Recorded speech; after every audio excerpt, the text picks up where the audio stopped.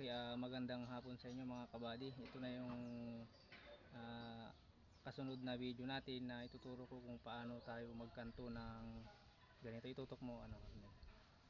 Ito yung kanto na nakakasugat.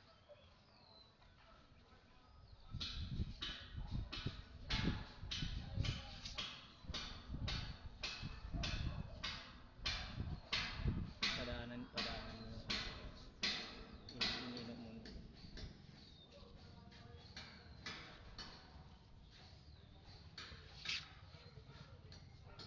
Yung ganito mga kabady, lagyan pa natin yan ng puro, tapos padaanan ulit natin ng rodilang bakal.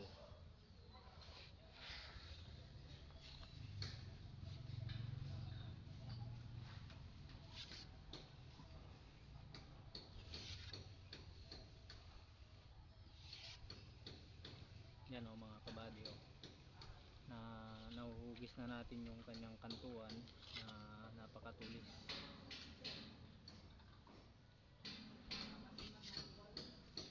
So para sa mga baguhan na gustong matutong magkanto ay panoorin yung ganitong tutorial para matuto kayo sa pagkanto.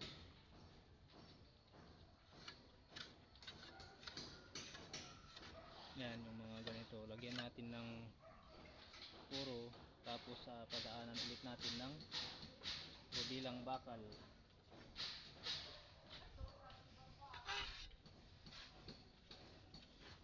Yan.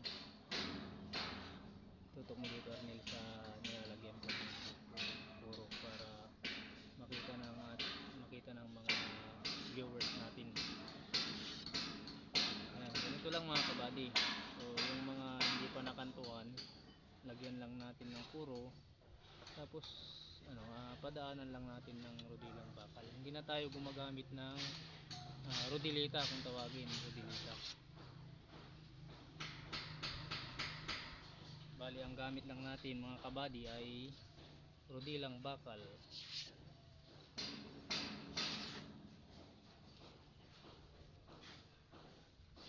Yan mga kabady, nakuha na natin yung kanyang kantuhan. Napakatulis mga kabady. Yan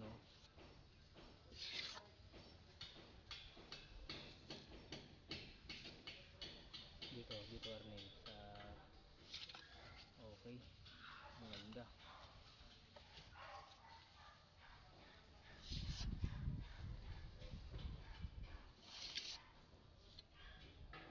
Ganito lang kasimple mga kabady kung paano magkanto ng nakakasugat, matulis. Gamit lang tayo ng rodilang bakal. Okay, so ganun lang mga kabady. Maraming salamat sa mga suporta nyo, at i-follow nyo ang aking Facebook page at paki-share na rin ang ating video. So salamat, God bless.